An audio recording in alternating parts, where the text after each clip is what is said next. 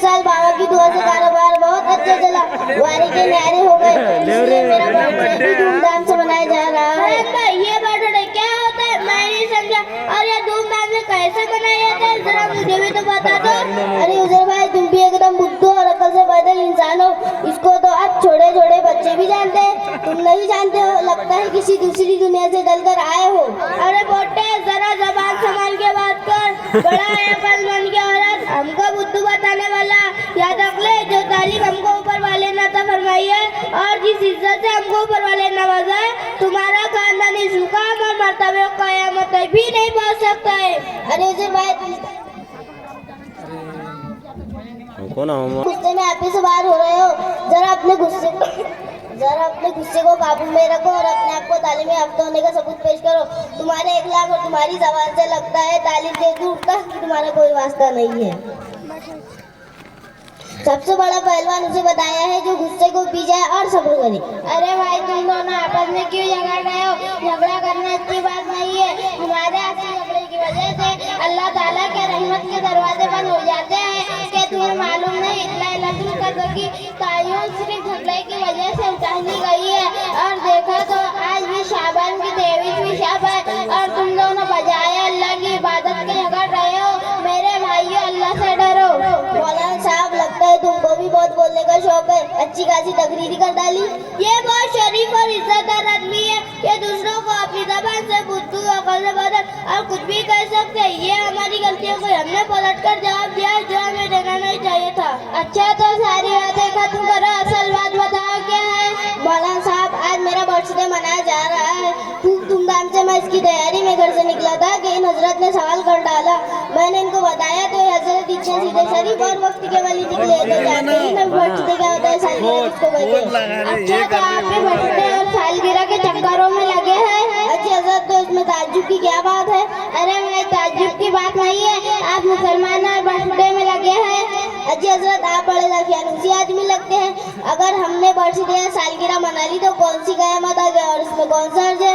अरे मियाँ, बहुत बड़ा हर्ज है क्योंकि बर्थडे मनाना गैरों की रस्म है, इसका हमारे दीन से, हमारे मजहब से कोई ताल्लुक नहीं। हम तो मुसलमान हैं, अपने नबी के एक एक फरमान पर अपनी जान को कुर्बान करने वाले हैं। हमारा इसी रस्म से कोई ताल्लुक नहीं होना चाहिए, इसलिए कि हमारे नबी सल्लल्लाहु अलैहि वसल्लम ने फरमाया, मन तशब्बह बिकौमिन फहुवा मिन्हुम, जो किसी कौम की मुतशाबिह इख्तियार करेगा, क़यामत के दिन उसको उसी कौम के साथ उठाया जाएगा।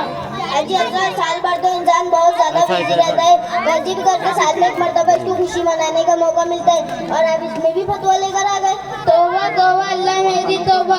क्यों हजरत, क्या हो गया? बड़ी तौबा दिल्ला कर रहे हो। अरे भाई, तुम अपनी जबान से ऐसी कुछ बातें निकाल रहे हो, अपनी जबान को सोच समझ कर चलाना चाहिए। ये फतवा हमारे अपने तरफ से नहीं होते, बल्कि 1400 साल पहले हमारे नबी सल्लल्लाहु अलैहि वसल्लम बाकी सारी चीजों से आगाह फरमा गए।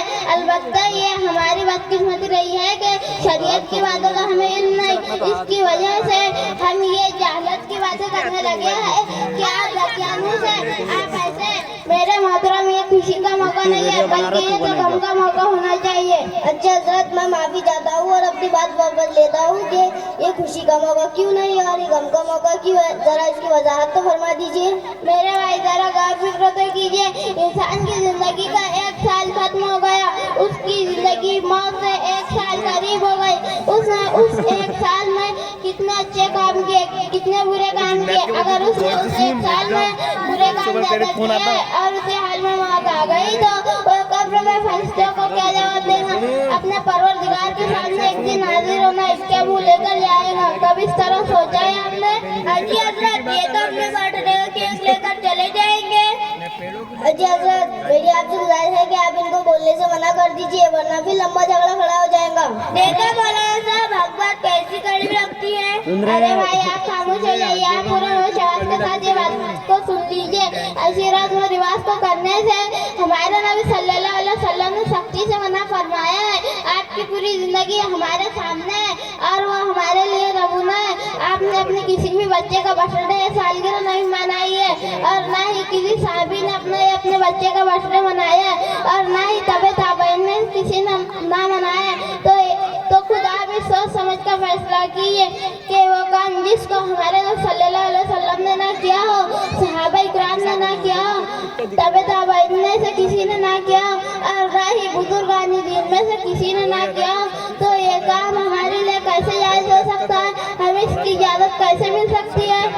हरगिज़ हमारे लिए जायज नहीं हो सकता है। बात बिल्कुल साफ साफ है। इसके बावजूद भी अगर इनके जैसा कोई शख्स करता है तो जानों के आठों दरवाजे उसके लिए खुले हैं।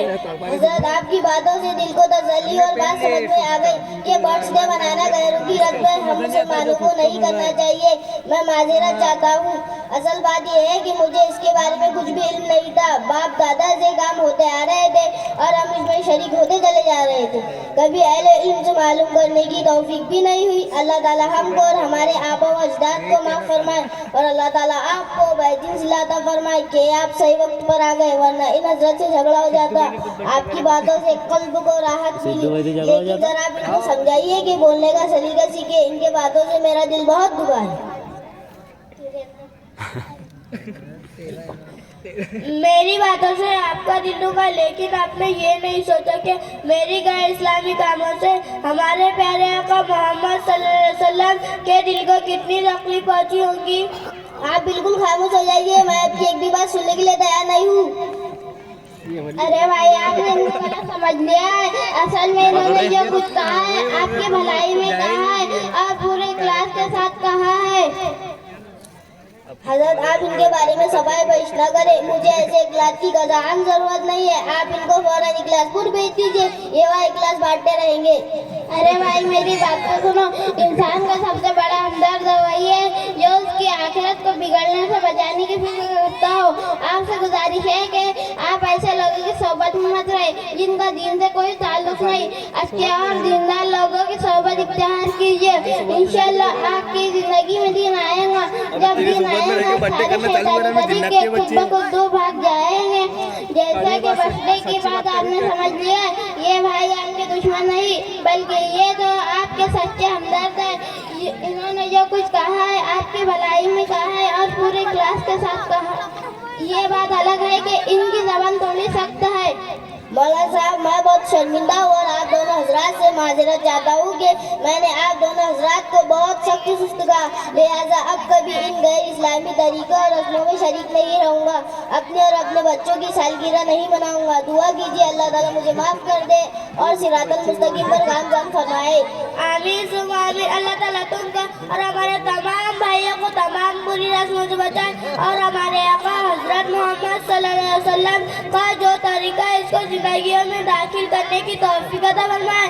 अच्छा भाई, अब वक्त बहुत हो चुका है, अब बाद में मुलाकात होगी।